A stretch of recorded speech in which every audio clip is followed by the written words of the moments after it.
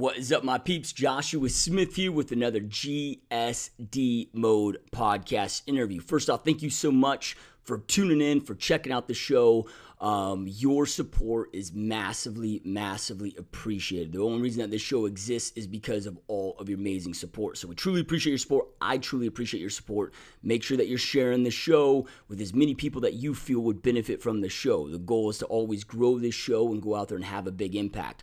Real quick though, before we jump into today's podcast, I want to plug our sponsors that make all of this possible. Our first sponsor is my personal 90-day mastery bootcamp. This is my real estate agent mentorship training program. It's a group training platform. This way it makes it extremely affordable for you. Inside this program, however, I am unpacking my entire playbook. I'm walking you through step by step everything that I do inside my real estate business, everything that I've done, everything I've learned in my 12-plus year career with selling over 5,000 homes, with selling over $1 billion in real estate.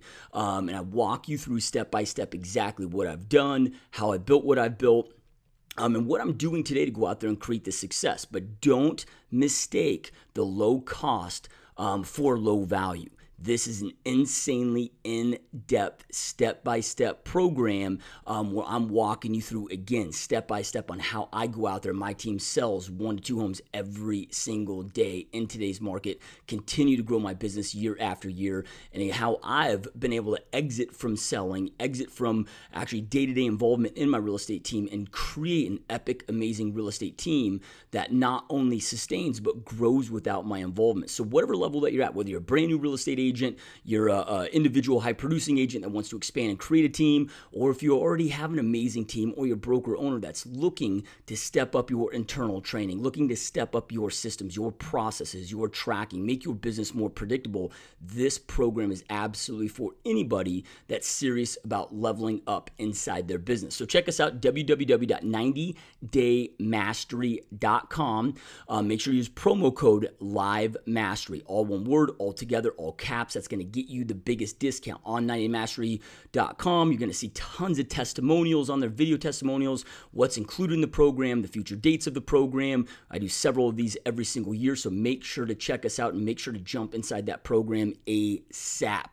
My next sponsor that makes this show possible is PerfectStormNow.com. If you're a real estate agent and you are looking for a lead generation machine website backed by an insanely powerful CRM system that allows you to convert your leads to appointments at the highest possible level, manage all your tasks, make sure that you're effective and efficient as you possibly can be inside your business, transaction management component, all of that stuff. It is hands down by far the most effective and affordable real estate website and CRM program that exists out there in the industry. It's what I use to go out there and sell 650 plus homes every single year, and the system is gnarly. If you're signing up for that program, make sure to use promo code MASTERY, PSN, all caps, all one word, all together. That'll save you the $200 registration fee and get you a great discount. Our last sponsor is REO University. So I teamed up with a good buddy of mine who is the most knowledgeable dude, hands down, that I've ever met when it comes to REO properties. This guy used to work for the banks directly as an asset manager, and he developed so many of the systems that you see that asset managers and asset management firms and banks use today. This guy sold over 11,000 properties, foreclosure properties, as an asset manager. And he and I teamed up with my experience of working with over 35 banks in my career, selling thousands of REOs, plus his experience. We've created just an insane program. Again, REO University, the website is www.REO University. It's a one-time payment for $997, or you can split that up into 3 monthly payments. This is not a live boot camp like my 90 Day Mastery Boot Camp. This is something that you have access to instantaneously. We walk you through exactly how to go out there and get in with the banks.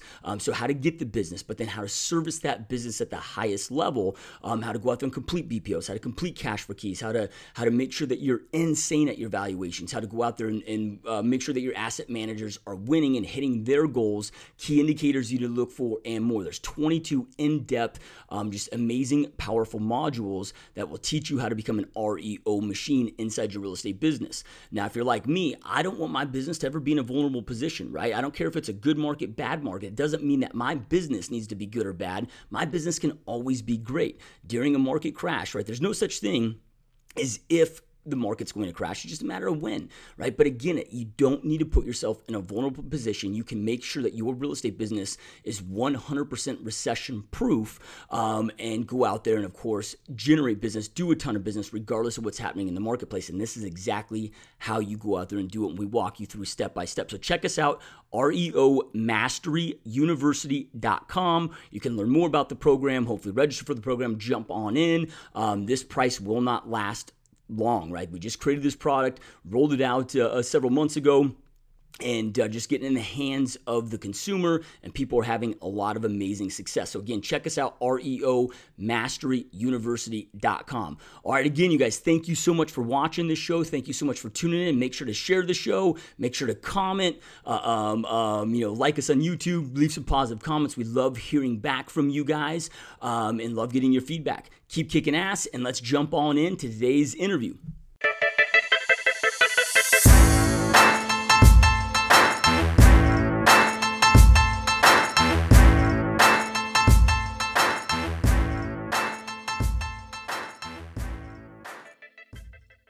What is up, my peeps? Joshua Smith here with another GSD Mode podcast, where every single week we interview top entrepreneurs and straight top badasses. They're out there dominating their space. These are people choosing to not live a life of mediocrity, but instead to go out there and create big, amazing, epic lives for themselves, for their families, as well as create a big impact on others while they exist. So today, you guys, we got an amazing guest on the show. This guy is a serial entrepreneur, owns 4 different companies. He is a real estate investor who's out there purchasing over 80 properties every single month and has bought and sold over 3,000 properties, has a coaching education company, operates and runs some of the top real estate teams in the entire country here, also is a private money lender. And we're going to dive into all of these things. So really stoked and honored to have Peter Vekselman on the show, my friend. Awesome. Thanks for having me. Yeah, no, I'm excited, man. See, I mean, you got a lot going on, right? And we'll get into, all this, of course, what you got going on today. I know that, your lending company is exploding. I mean, everything's exploding for you, right? Yeah. I mean, you're saying before we hit the record button, you got 60,000 coaching clients that have been through your coaching company, which can't even fathom that. That's just insane. But before we dive into what you're doing today, I'm always intrigued in our guest journeys that led them down this path in the first place. I mean, what led you into entrepreneurship and ultimately the real estate space in the first place? Well, Josh, it's like anything else. We kind of get into things by accident. The way I got into real estate, I mean, I've always been an entrepreneur. I've never drawn a paycheck my whole life. And part of the reason when I got out of college, I did so bad, I couldn't even get an interview, much less a job. So I was forced to get out there, do my own thing, and ran a number of somewhat fairly successful ventures, some not so fairly successful. But before real estate, I owned 15 franchises in a totally unrelated business, merchant services business, tied into the EBT transfers. And we did well there. I set up about 15 of them. Finally, the company got bigger than an entrepreneur could handle, had about 100 employees, wasn't really in charge of my own thing. So I sold out of that and then got into real estate just by accident. Somebody told me about a book, Deals on Wheels by Lonnie Scruggs, and got into mobile homes first. And, we did well. We, within a couple short years, set up the largest brokerage of mobile homes here in Georgia, which if you know anything about Georgia, that says a lot. And we were doing well. Then literally overnight, like happens so many times when you do your own thing, everything changed. Financing, you fell out of that industry. I mean, literally overnight, gone, never to be seen again. All the major players got out of it, so we couldn't get financing for our back-end buyers. So the next kind of logical thing was to pop into real estate. I thought real estate was like mobile homes, and when I lost $500,000 in my first 6 months, I realized really quickly real estate is not really like mobile homes. It's a little different. And, but, I never blamed the business, never really, pouted that, the thing doesn't work. It just always, I kind of took responsibility. I wasn't doing the right thing, wasn't doing it the right way. It took me about 3 years to get out of that little catastrophe I had created for myself. And here we are, about 18, 19 years down the road. Got offices here, got offices in Florida, got offices all the way to California. We got a great real estate model we run. As you mentioned, we buy sometimes as many as 70 to 80 to 90 properties on a monthly basis across the country. We do our own marketing. We have a whole inbound call center here of negotiators that take calls for us.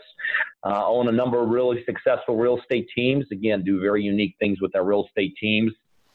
We have what will probably be next week one of the largest, if not the largest, real estate team in the Southeast United States. Educational company, got into that by accident when the market fell out about 10 years ago. I was trying to figure out what the hell I was going to do with myself while I was losing money every day, and kind of got into educational side, swerved into it by accident. And, as you mentioned, we've had upwards about 60,000 people come through our educational business now and over that period of time.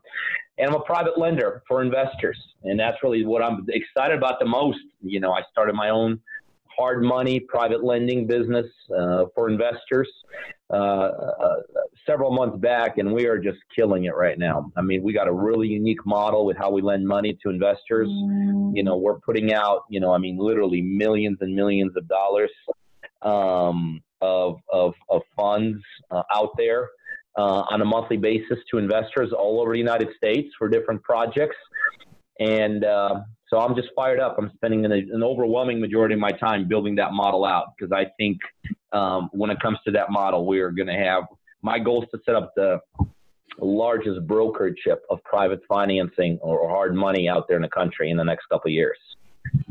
Yeah, love it, love it. So, I mean, how did the lending company come about? I mean, did it start off? A lot of times you find that these things start because you're solving your own problems. Right? You're having maybe issues getting certain financing on certain deals, and you figure out a solution to solve your own problems. And you find that there's a demand with other people. I mean, was it one of these things, or did you actively see the hole and go out there and just plug the hole? How did that all come about? No, I wish I was that smart, but it was all accident. It's funny you say that. We were just looking. Last year, I had experimented with 15 different things, and I successfully managed to lose money in 13 of those things. But two of those things, one of them was the lending piece, and another piece had to do with some of the way we build our real estate teams. And two of those things were just absolutely killing it in. So I'm kind of a tinkerer. I don't know if a tinkerer is a good word, but I'm always feel like I got to do things, try things, go out there and make things happen. I just enjoy doing new ventures.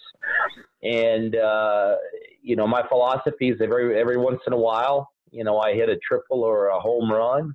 I'm a happy camper. And like I said, last year I was fortunate enough to hit a couple big home runs in those two business ventures. And, but, I thought I had figured it out in another 13 and successfully lost money in every single one of them. Yeah. I mean, it's unfortunate that you lost money in those 13, but what I love about you being just authentic and genuine here is, people will see a guy like you and they don't realize the amount of work and amount of risk and the amount of failure sometimes that it takes to go out there and succeed. Those that are extremely successful, it's like, typically they fail exponentially more than they succeed, right? So when you're going through that, I mean, 2 out of 13 or 2 out of 15, right? Or 13 that you lost money on, what do you do? Because most people in that situation are just like, screw it, I'm giving up, man. What do you do personally when the failure is happening and at that rate and as fast as you operate? What do you do personally to keep moving in those times? Well, I think really ultimately that's the difference between success and not success, winner and a loser, and things like that. Most people, forget 13, most people that I see out there, most people give up when one thing doesn't work. But to be honest with you, it really does not affect me. And maybe it did somewhere in the past, maybe at this age, I just don't even remember when it used to. But, it just rolls off of me. I get excited about success, but I do not get disappointed about lack of success. I do not get down because of lack of success. I use those as lessons of, what am I learning? There was one venture about a year and a half ago. My gosh, I think I lost easily over $500,000 on, but I never looked at it as a loss. We just kind of had to reinvent ourselves. We had to do a couple things differently. So it literally, as simple as it sounds, it does not affect me. And I'll tell you, and I know you got a bunch of listeners to your show here. And, Josh, if I can give anybody any kind of advice, they got to get out of this whining on me or my mode. It's the number one reason, in my opinion, one of the biggest reasons I see why entrepreneurs don't become entrepreneurs. They quit too quick. They don't have enough, gumption. They don't have enough mental toughness. That's all it is. That's all it is. If something you're doing doesn't work, okay, change tracks, go do something else, but don't quit. Don't quit. Yeah, love it. So then, when it comes to your lending company, because I know that this is, it seems to be what you're most excited about. And then, most of our listeners, I told you before we hit the record button, are real estate agents. So I know that they're going to be really intrigued to see and hear, what you're doing with your real estate teams and to explode that as well. So we'll definitely get into that. But, you've got a model that's, most lender, your traditional private and hard money that exists out there. And, you guys definitely have a different product and money available to first-time investors and, in some situations, regardless of credit and different things, kind of walk us through, what your model is and those that are maybe listening, what differentiates what you guys do compared to the typical harder private money lender that most real estate agents hear about constantly. Sure. Well, one of the first things is I'm an investor by trade. I've done over 3,500 deals. I buy, 70 up to 90 properties on a monthly basis. So when I set up this private lending company, I did it not from like a lender's perspective, which they're all about a very certain way of looking at lending. I did it from an investor's perspective, which a lot of times we look at lending in a very different way. I feel like I've eliminated all the pitfalls and, we've capitalized on all the positives. But the best way to explain it is this. The issue when it comes to private lending, hard money lending, as it's a lot of times known as this. If you really understand that business, 100% of that business is controlled by hedge funds. It doesn't matter who's on the marquee. Behind the scenes, the money's coming from hedge funds. And I'm talking about like real operations. I'm not talking about the mom and pop, the guy that's got $1 million or $500,000 to lend out of family money. But anyone worth of value, anyone that's putting real money out in the streets, again, 99% of their money is all coming from hedge funds. So you got all these hedge funds out there literally floating out there around Wall Street. And the issue there is this. It's a very unorganized, it's a very dislocated, there's no trade shows there necessarily. So, there's no licensing there like there is in a conventional financing. So you got all these hedge funds floating all over the place that do have a lot of money. And each hedge fund hires its own couple reps that puts their own money out. And so the challenge comes in. Now you're an investor on a ground floor here. You're buying a house to buy and sell, to fix and sell, let's say, or to rent. And now your challenge is, well, how do I find all these hedge funds that control this money? And reality is, unless you're someone at a fairly high level, you just don't know who they are. So then you kind of find one by accident because somebody told you about them. And you got to have that perfect hedge funds for that perfect borrower, for the perfect deal. And if it doesn't work out, off you go to the next one and off you go to the next one. So what I've done over the last, year and a half is I basically consolidated all these hedge funds, or basically another way of saying it, I've cut deals with all of these hedge funds. And now what we've done is we set up a platform here where an investor no longer has to go out there and identify who all the hedge funds are, doesn't have to go out there and try to qualify through them all, figure out who's got the best program. The way it works now is they just come to us. We underwrite the borrower, the investor, and then because we understand where all the programs are and where all the hedge funds are, we basically find the best program for them. Now, look, this sounds very common sense, And it's done on the conventional side through like operations like LendingTree and stuff like that. But this type of financing and this type of organization really does not exist at the private end, at the hard money end, not in a large organized way. There's some mom and pop brokers out there. They have a couple relationships, but no one's really doing it to a massive level. And that's what we're doing here. We're doing it to a massive level. And so the uniqueness about us is that it's kind of like, come here, let us take a look at what you got, your project, you yourself as the borrower, and let us identify who the best opportunity for you is to get money from. And again, as simple as that concept sounds, there's really no one out there doing it at a high national level. And so that's what makes us so cool, so unique. We never run out of money, obviously, because we're connected to pretty much every fund out there. We fund on time because we know who funds on time when we place people's underwriting through. We're very consistent. We're very predictable. We're very user-friendly. And believe it or not, in this world, those are very unique words, like consistent, predictable, unique, user-friendly. I mean, if you know anyone that's borrowing money at these levels, the thing you hear about them is inconsistent, unpredictable, run out of money, don't know when the hell we're closing. And so we're totally opposite of that. And so we're killing it. We've been out and we're totally growing. We're putting out millions and millions and millions of dollars out on a monthly basis. And it's just, we will absolutely become the biggest and the most premier brokerage out there in this industry. Yeah. And correct me if I'm wrong, but you guys are already nationwide. Is that correct? Yes, sir. Mm-hmm. We are nationwide. We could do the short-term programs, buy, fix, and sell. We could also do the long-term 30-year programs for people that have rentals. We could do houses. We could do apartments. We could do things, from the ground up. If somebody wants to build a property, you name it, we have the ability to do it. Is there anything, with all those options that you just shared, I mean, is there anything that you guys shy away from, or is it just pretty much open? You take it deal by deal when you underwrite it? The big thing we shy away from, which is, I'll tell you, everyone shies away from, is environmental stuff. Okay, that's the stuff that we tend to shy away from. But pretty much everything else out there, we have the ability to capitalize and do. And that also goes with smaller things all the way to larger things.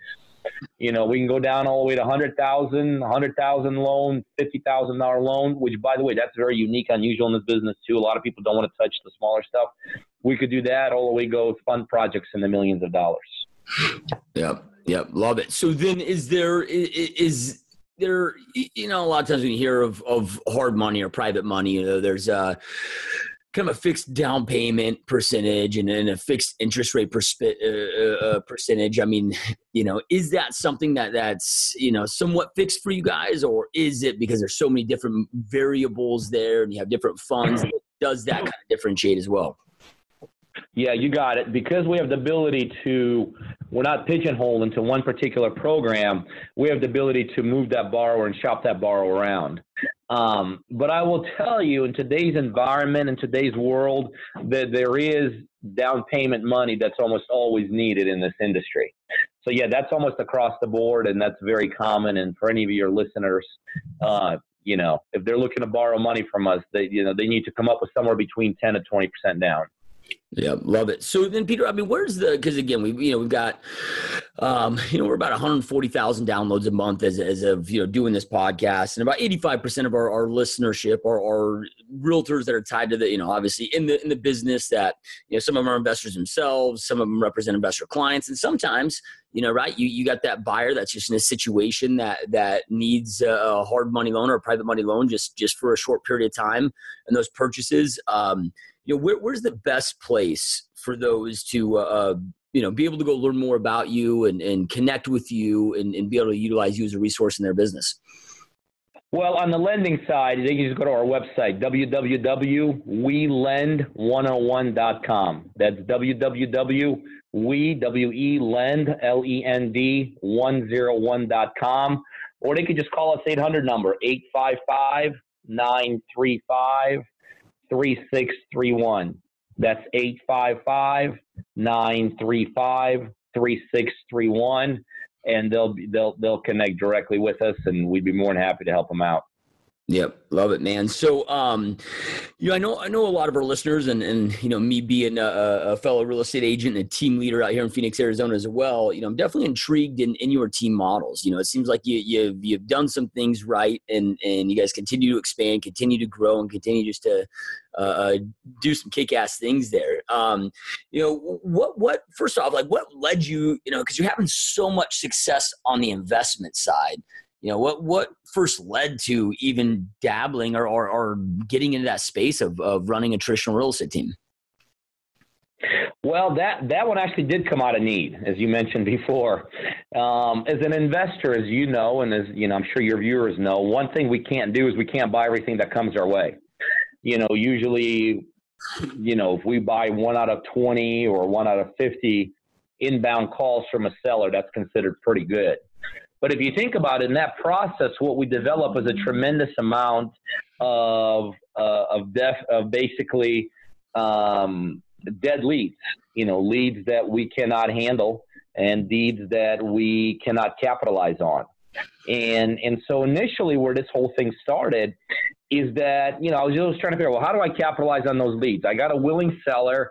I got a lead I can't capitalize on. So many years ago when this whole model started with the agents is we would just basically start to develop a relationship, okay, with local real estate agents, and we would feed those leads to these investors. To these realtors. And so we knew we had a legitimate seller. We knew we had somebody who wanted to sell. We knew they probably wanted market value, which I couldn't pay. So initially in the first couple of years, while we're still trying to perfect the model, we started feeding these what's so-called dead leads to these agents. They would call up the seller. Hey, I understand you talked to, Vexelman Enterprises yesterday. I know they were trying to buy your property. They couldn't make the numbers work, but I tell you what, I feel like I can get you what you're looking for the conventional way. Let me step by and show you how I could help you. And that worked well for a couple of years, but there were some issues with that. There was a little bit of a disconnect. One day we're trying to buy it at 50 cents in a dollar. The next day somebody's calling them and telling them they'll give them $1 in a dollar. We didn't control our agents. And so for years, this whole model basically evolved to where it is now. So now we have our own in-house leads. And now when sellers call us, we don't even try to negotiate the deal up front.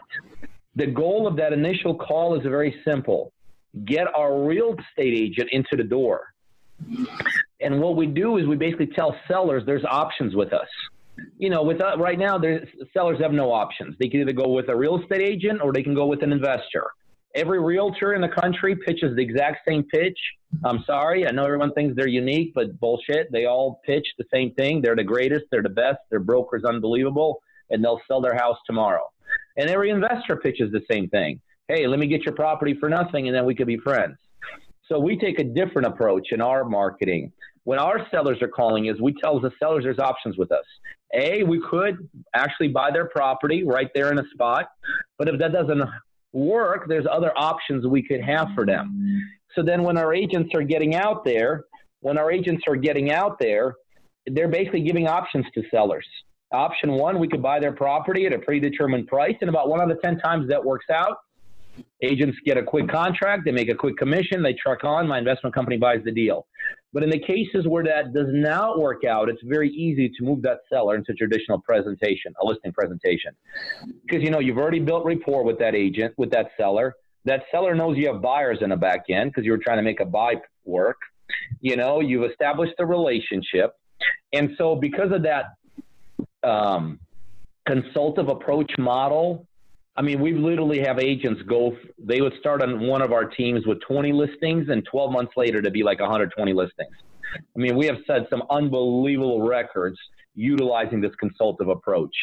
And just to give you an idea how quickly we're growing with this approach, well, we're setting appointments with sellers for our agents. I know you said you had, Josh, a bunch of agents. That's gold mine. It doesn't get any freaking better in real estate than being in a team that generates seller appointments. So we're setting appointments for our agents. We're marketing for them. B, we're setting appointments.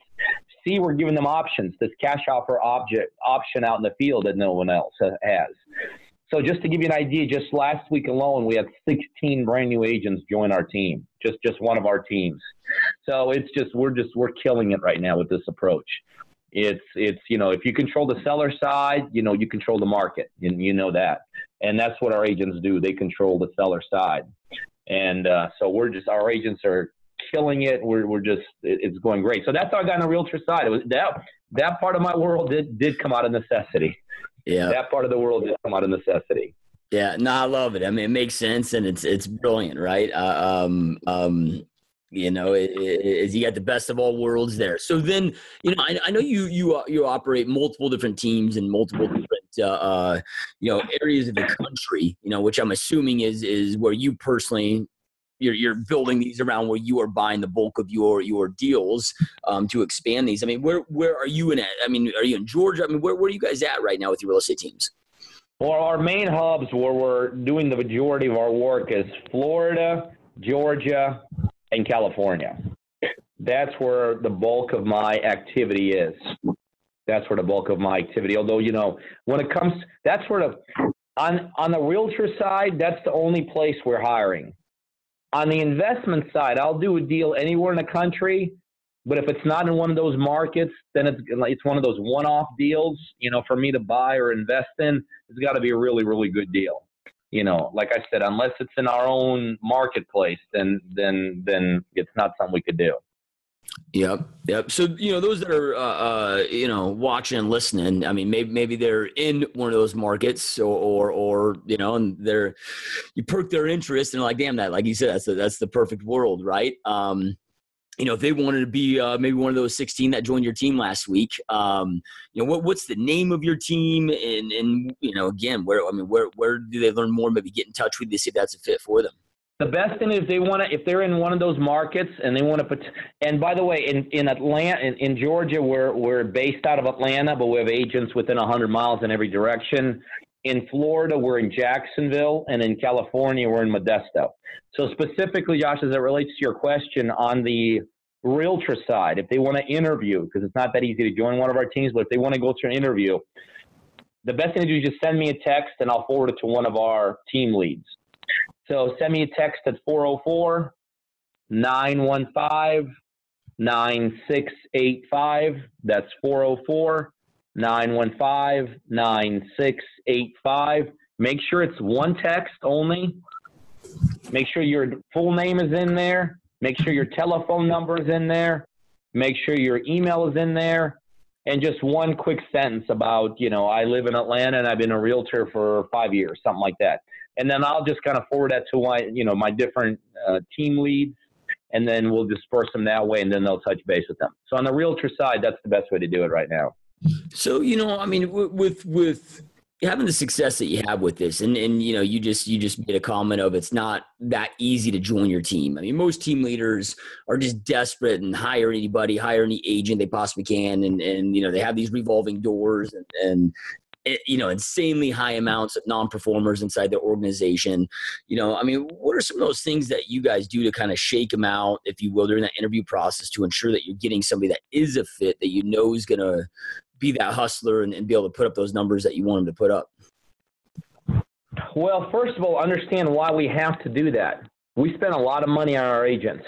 I mean, we set appointments with sellers for our agents.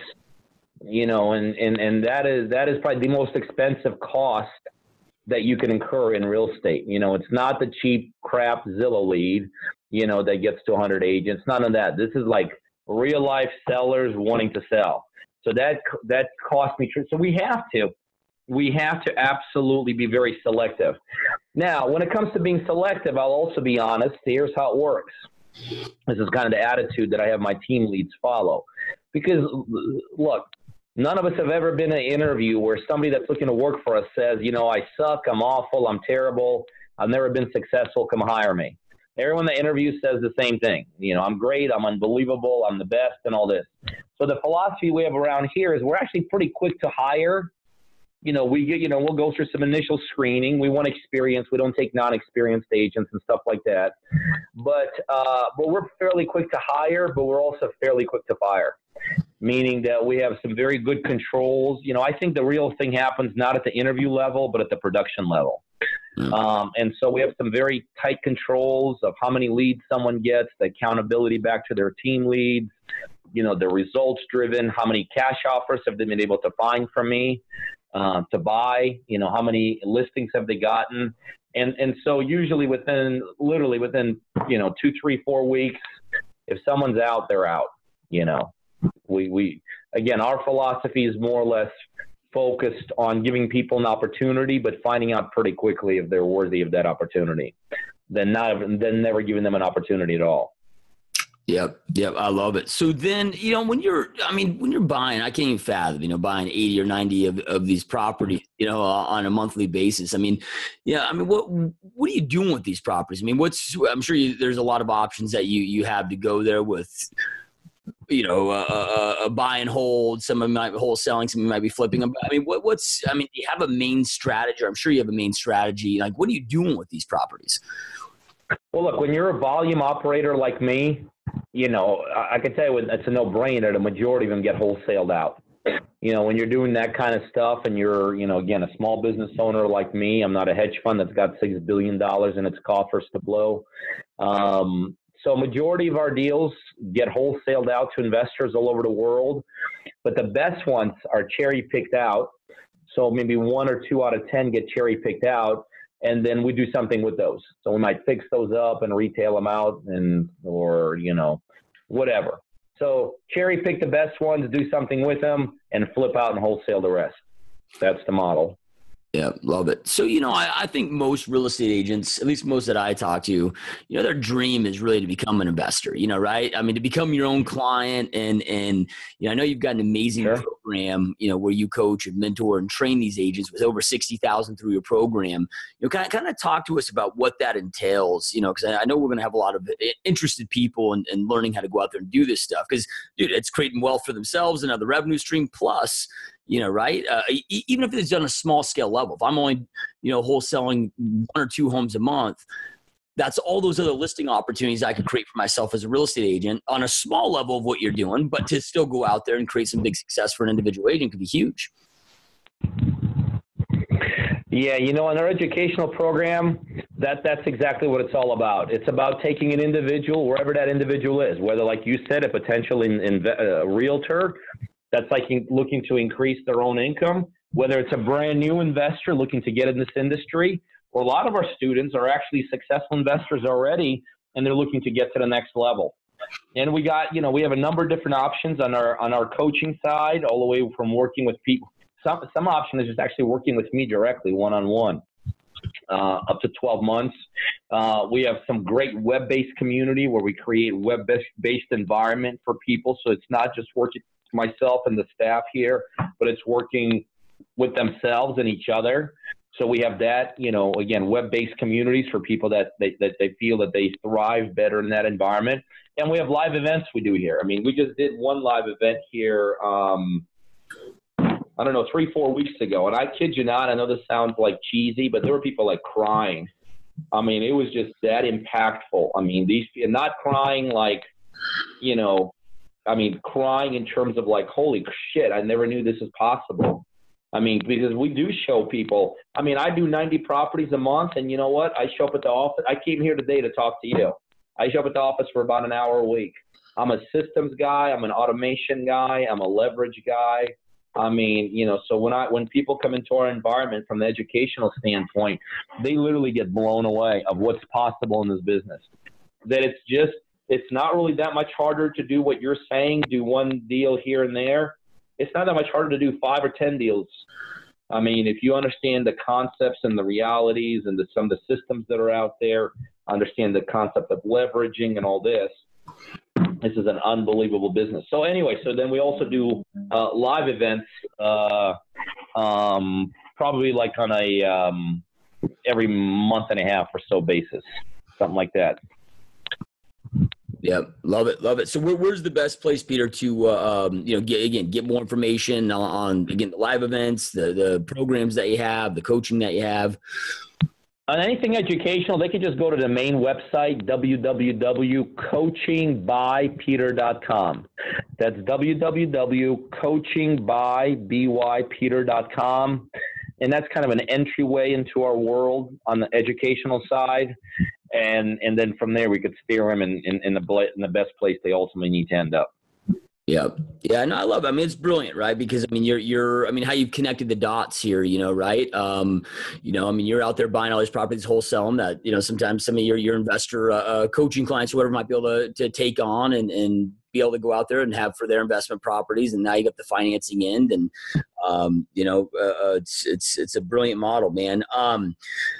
How do you, I know you talked about, systems and leverage and because with everything you have going on, man, to keep it all together, I mean, you've got to have your system and processes in place. You've got to be very disciplined with your time. Can you just kind of elaborate on that a little bit? So those that want to, again, expand and grow, understand what it really takes to be able to get to that level. Yeah, everything I do is systematized. And, my philosophy is very simple. Even on the lending side, I only started this operation several months back. My philosophy is very simple. I want to get fairly good at understanding what the hell it is I'm doing. I mean, I don't have to be an expert at it, but I want to get fairly good at it. And then what I want to start doing, systematizing in my world, means I want to start taking different pieces and parts out of my world. So like if I'm a brand new investor and, I've done a couple deals, I got a couple dollars in my pocket, and now I'm trying to figure out, well, how do I leverage this whole thing? How do I get to the next level? Well, for instance, in my situation, the very first thing I took out of my world is I took negotiations out of my world, because I understood the importance of negotiating, the importance of doing it in real life time, meaning doing when seller calls to always be accessible. So I understood the importance of negotiations. So that was the very first piece I systematized when I became an investor. When I was ready to systematize, is I brought on a couple really good, solid negotiators. The next thing you're doing when you're systematizing is you have to be willing to invest your time into your people, or you have to be willing to invest your time into your systems. So many times people just schlep things on. They schlep 20 employees on. They schlep 20 guru products on, and, they got a million balls all over the place. None of things working. Nothing's really boom, boom, boom. Whereas with me, I take my time. Okay, this is the first area. We're going to get the negotiations out of my world. So I invested my time and effort into the right couple people, got them up and running. And here I am, 15 years later, I haven't talked to a seller in probably 10 of those. I mean, obviously I have, but it's just, by coincidence and stuff like that. So the way you get to these higher levels is you start taking bits and pieces of the business that you're involved in, whatever that business is, and you start pulling them away from you, which, by the way, as you know, that's part of some of the hardest things to do for a lot of entrepreneurs. But that is the most important thing to do. Even in my lending now, I've taken probably, just in the 6-7 months we've been operating, I've probably taken 70 to 80% of that business out of my world now that other people are operating. I'm monitoring, I'm overseeing, I'm very mentally involved. I'm still have the responsibilities of an owner of, driving that vision there.